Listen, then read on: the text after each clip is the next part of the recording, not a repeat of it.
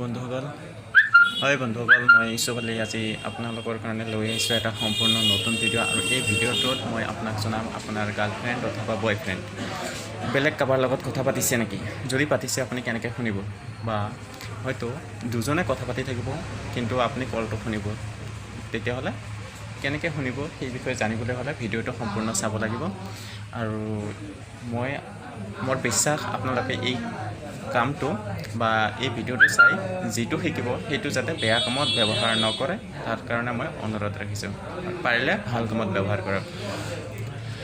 আৰু চাওক আহক এতিয়া ভিডিঅ'টো আৰম্ভ কৰোঁ।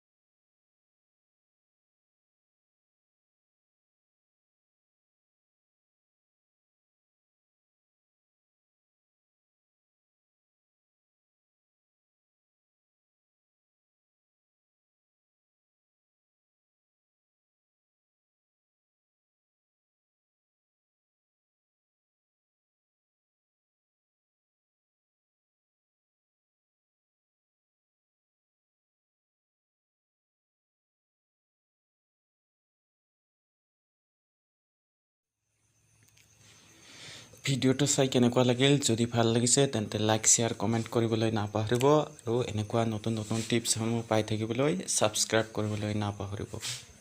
বাই।